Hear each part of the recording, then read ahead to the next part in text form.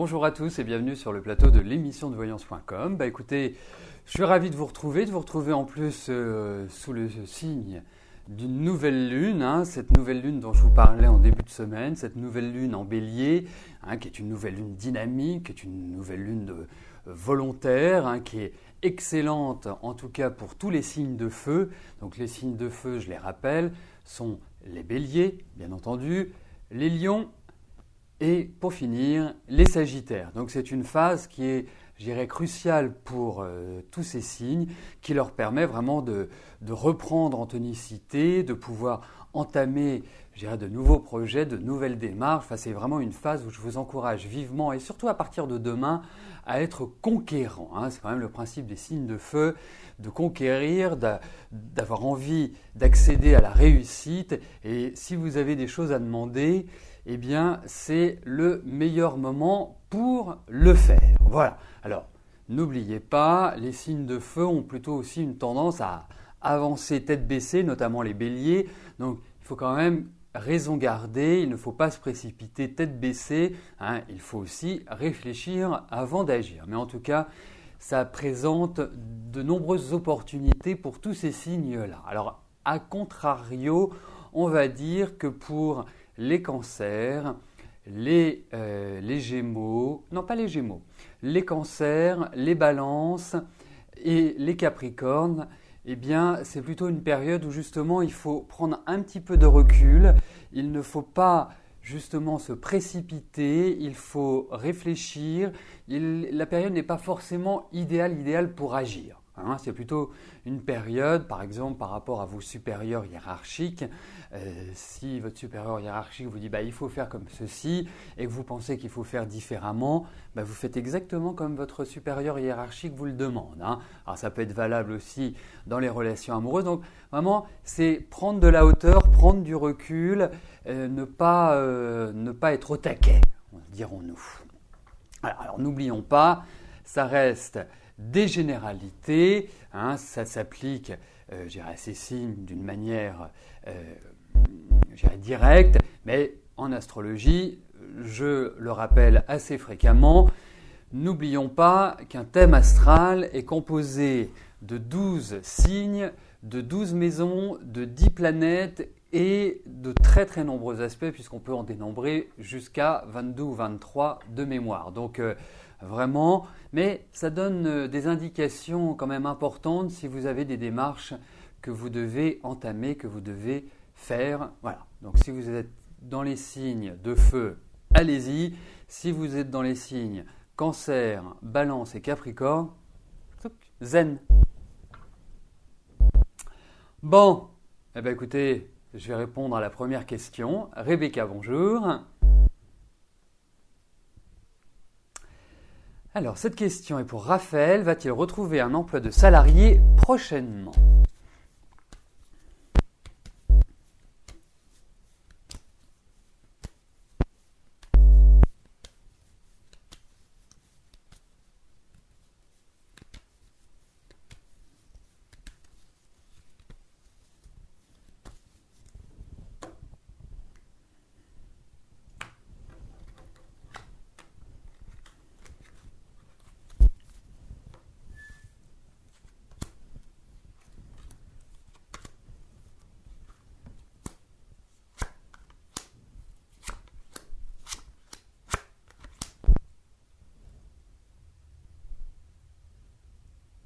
Écoutez, moi je trouve que Raphaël a vraiment, sur le plan professionnel, de belles qualités.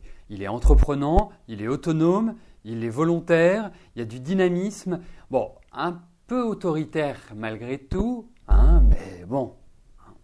Mais en tout cas, il a vraiment de bonnes capacités. Puis c'est un bâtisseur. C'est quelqu'un qui est dans la construction et qui veut les choses en grand. C'est pas quelqu'un qui va faire les petites choses comme ça dans son coin. Non, il a besoin de briller, il a besoin de réussir, il a besoin vraiment de représenter quelque chose sur le plan social. Alors, ensuite, je dirais que pour moi, il est dans une période tout à fait idéale pour reprendre une activité professionnelle. Il y a des propositions, il y a l'idée effectivement de changement sur ce plan-là.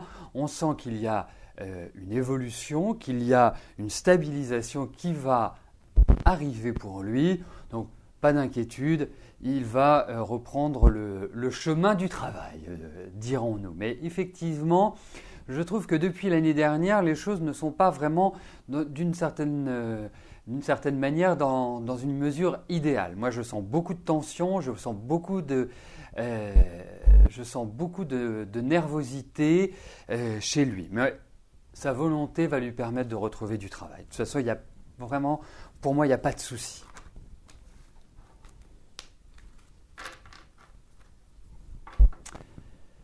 Alors, je vais valider les questions qui viennent d'arriver. Ensuite, je passerai à la question de Claudine. Pendant que je valide les questions, voilà, elles sont nombreuses à arriver en cours d'émission. Voilà. Bon. Sachez que lundi, j'organise une émission privilège. L'émission privilège vous garantit d'avoir la réponse à votre question moyennant une participation aux frais. Cette participation est de 15 €. Donc ça vous permet d'être sûr que je réponde à votre question. Il n'y a pas de système de tirage au sort comme dans l'émission quotidienne. Question urgente où vous êtes impatient d'avoir la réponse à votre question. Lundi, émission privilège à partir de 18h30. Pour vous inscrire, puisque c'est sur inscription, puisque en amont, je prépare la réponse, puisque comme je l'ai avant, je regarde en numérologie, je regarde avec toutes les techniques que je connais pour vous apporter une réponse complète. L'autre avantage, c'est que lors de cette émission, vous avez la possibilité de rebondir et qu'on aille vraiment dans un système en entonnoir, je dirais d'une généralité pour arriver à une grande précision concernant votre question. Donc, pour vous inscrire, c'est tout simple. Il vous suffit, vous avez la barre des menus tout en haut, il vous suffit de cliquer sur le menu programme et vous verrez l'émission privilège avec le lien vous permettant de vous inscrire et bien sûr de régler votre participation puisque votre participation sera validée à partir du moment où vous aurez effectué votre règlement. Voilà, et puis si vous avez des questions concernant cette émission, soit vous me téléphonez, vous avez le numéro juste au-dessus du chat, soit vous m'envoyez un mail. Voilà. En tout cas, n'hésitez pas. Alors, pendant que je parlais, d'autres questions sont arrivées. Claudine, bonjour. Votre fille Ingrid va-t-elle obtenir le diplôme de clerc d'avocat ?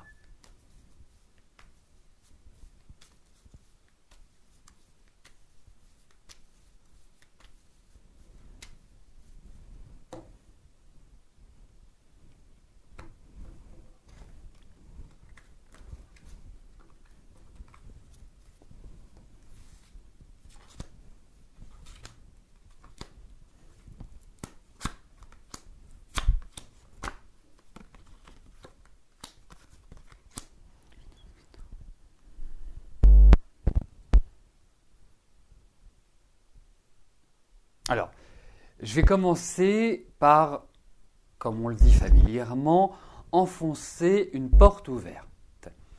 Elle doit travailler, elle doit fournir beaucoup d'efforts pour cet examen. Je ne sais pas quand elle passe ce diplôme, si c'est cette année effectivement, moi je la sens quand même assez fatiguée, je la sens un peu poussive à l'heure actuelle, mais c'est vraiment par son implication. Ça paraît évident ce que je dis, mais il y a des moments dans la vie où les choses se présentent naturellement à nous et on les réussit sans vraiment fournir l'effort optimal. Là, elle va l'avoir, pour moi, elle va réussir. Il y a quand même des choses qui sont difficiles, qui sont délicates, qu'elle doit vraiment approfondir et travailler, mais je pense qu'elle va avoir une réussite. Alors, on sent qu'il y a quand même des blocages. Alors, c'est pour ça que je disais qu'il va falloir qu'elle travaille un petit peu plus. Il va falloir qu'elle s'attache à certains domaines qui ne sont pas évidents pour elle, qui la perturbent. Et puis, il y a un environnement peut-être pour elle à l'heure actuelle qui n'est pas facile à gérer non plus. Donc, il y a beaucoup de choses qui se bousculent au portillon qui ne lui permettent pas, d'avoir toute la sérénité pour passer tranquillement cet examen. Donc, il y a des blocages, certes, il peut y avoir une question de retard, mais pour moi, j'ai l'impression qu'elle va l'avoir. Parce qu'elle a la niaque, elle a envie de l'avoir. Elle est vraiment motivée pour cela, mais vraiment, il va falloir qu'elle soit extrêmement préparée, quoi. Pour moi, c'est plus l'image d'un marathon que d'un 100 mètres. Voilà. Donc c'est plus sur la durée, c'est plus dans l'effort constant qu'elle s'en sortira.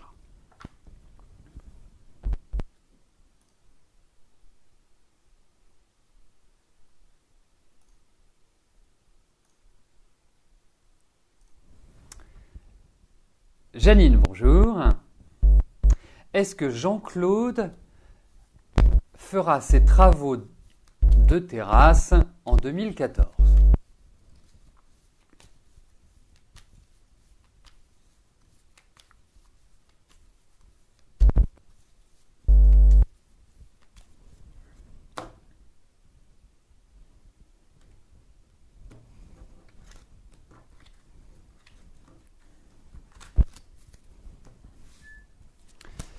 Alors, regardons si cela se fera en 2014.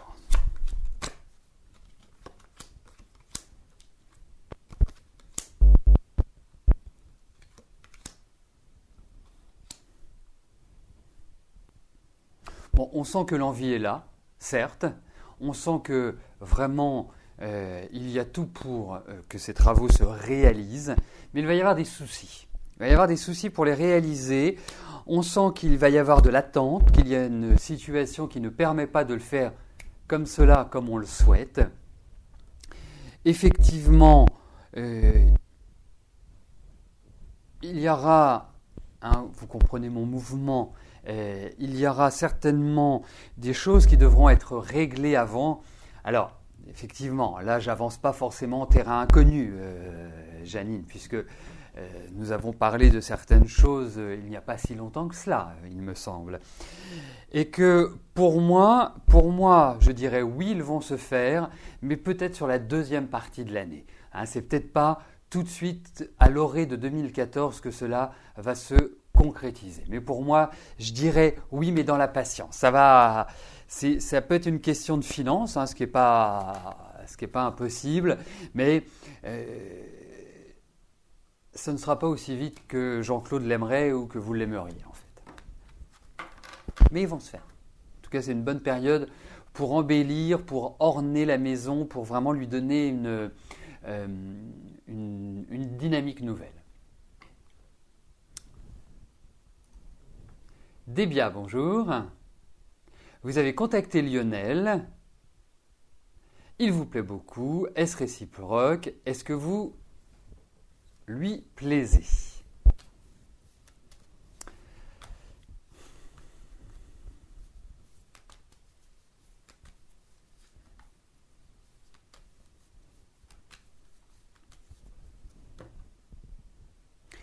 Alors on a déjà abordé ce sujet des biens lors d'une précédente émission, et puis avec un sens assez proche. Donc on va essayer de voir un petit peu plus loin, de voir différemment.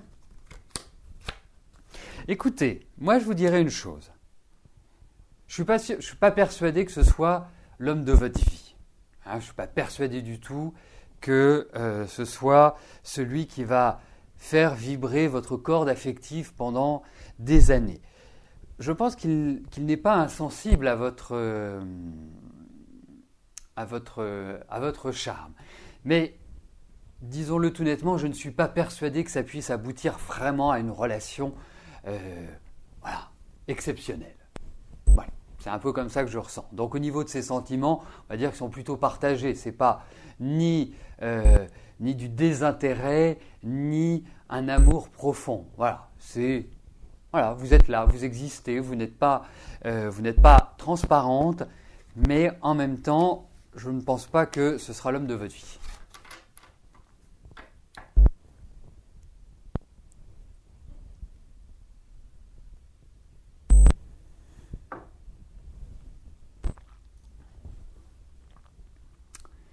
Catherine, bonjour.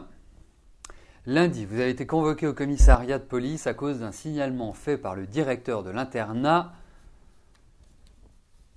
concernant Alexandra pour l'absentéisme de votre famille et pour un certain laxisme de votre part. Votre fille a rendez-vous vendredi au commissariat aussi. Y aura-t-il des suites, sachant que le policier était de votre côté et était étonné de votre convocation car il ne vous trouve pas laxiste?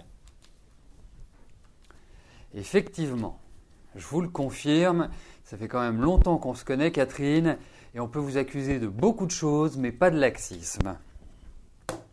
Ce n'est pas de la flagornerie, c'est vraiment ce que je pense, parce que, au vu de ce que vous traversez, franchement, je dis chapeau, et qu'un homme, surtout un directeur d'école, vous accuse de laxisme, franchement, ce monsieur devrait s'occuper de ses oignons.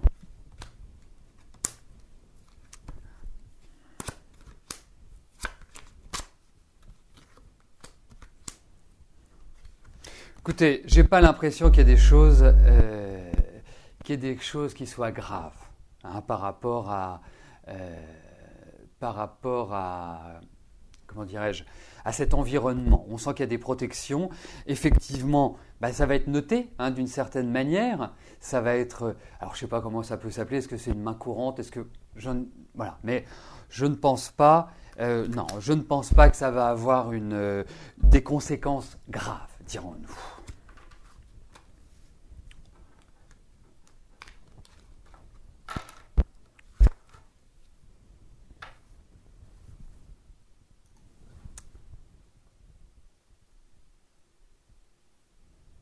Patricia, bonjour. Vous avez des liens amicaux avec la Crète. Vous allez là-bas depuis 2009. Aujourd'hui, vous avez plus envie de créer quelque chose de touristique entre la France et la Crète. Est-ce qu'une démarche peut aboutir?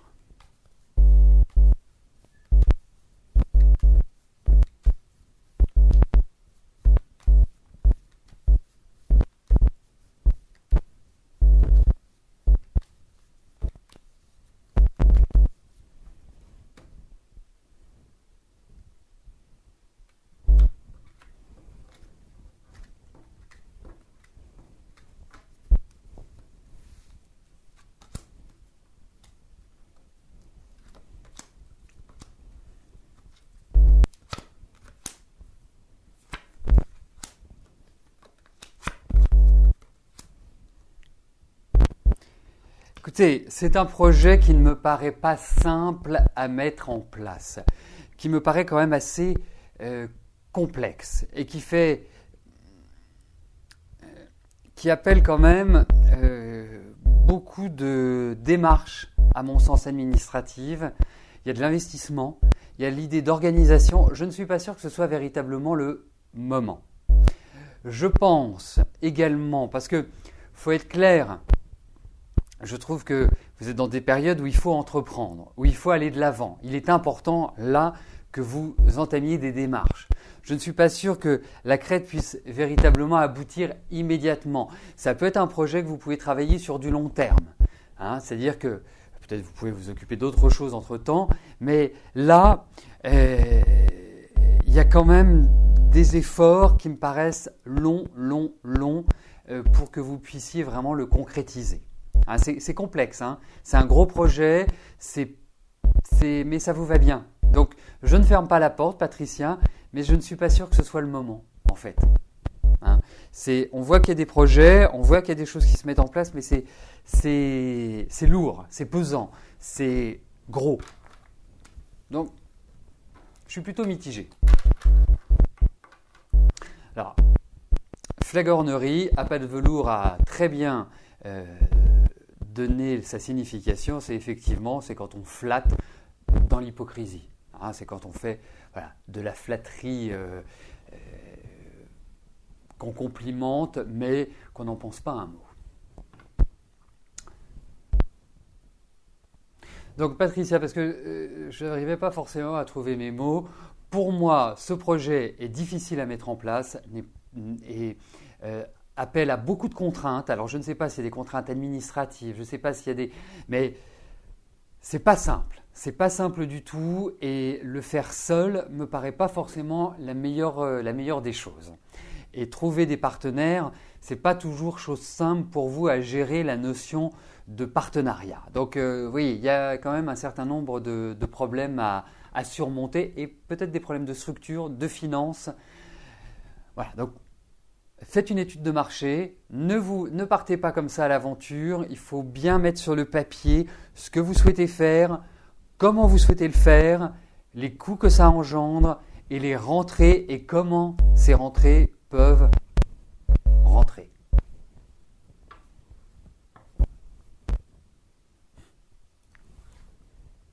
Colette, bonjour. J'ai vu lors d'une précédente émission que la vente de votre maison serait inattendue comme une surprise pour cet été. Est-ce qu'il y a une aide financière venant d'une tierce personne ?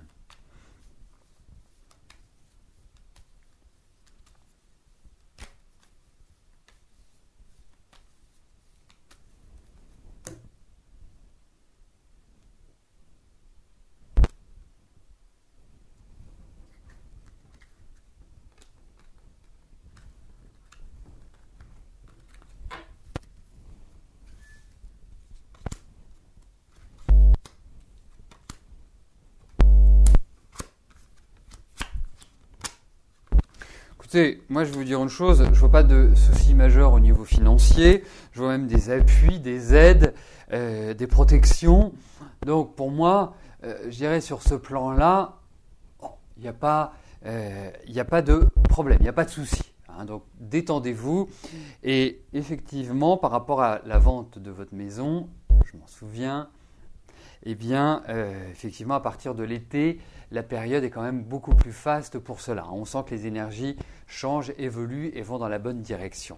Donc, je vous conseille, hein, et puisque vous êtes dans une période qui est marquée par cela, je vous conseille de prendre le taureau par les cornes cette année. Hein, il ne faut pas laisser les choses en plan, c'est à vous de prendre l'initiative, c'est à vous de véritablement être le chef d'orchestre, hein, c'est vous qui conduisez les chevaux. Hein. Ah non, je ne vais pas vous faire la danse de psy, hein, rassurez-vous, mais c'est vraiment à vous de manager les situations. Ne soyez pas dans l'attente. C'est très très important, c'est d'enclencher les choses et c'est vous qui devez les enclencher. Eh bien, nous arrivons aux deux dernières questions de notre émission. Mathilde, bonjour. Votre cousin par alliance, Osvaldo, a de gros problèmes car il vient d'être emprisonné avec un collègue. Ils sont gardes républicains il y a moins d'un mois, ce malgré leur innocence. Est-ce qu'Osvaldo va être blanchi rapidement ?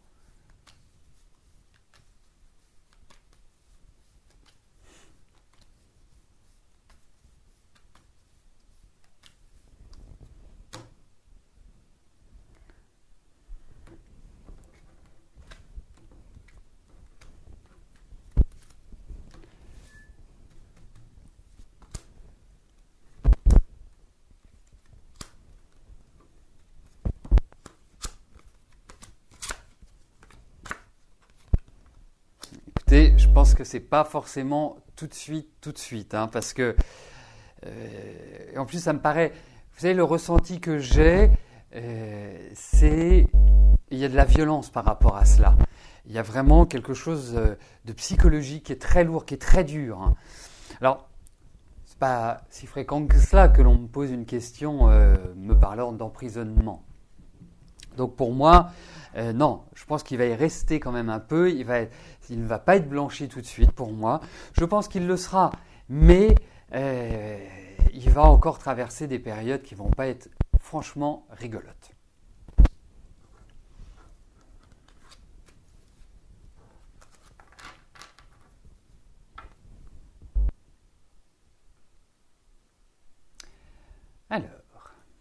Alors, la dernière question m'est posée par Armel. Armel, bonjour.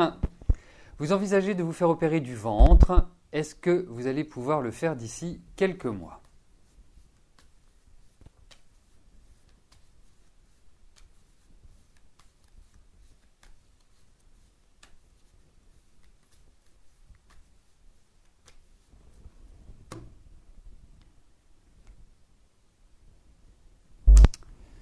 Donc je suppose que cette question a un lien avec l'aspect financier.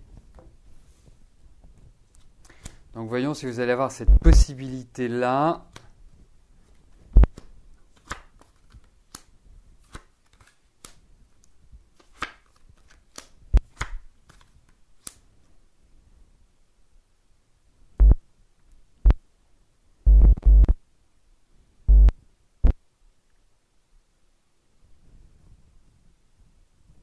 Écoutez, moi le ressenti que j'ai, c'est qu'il ne faut pas le faire tout de suite.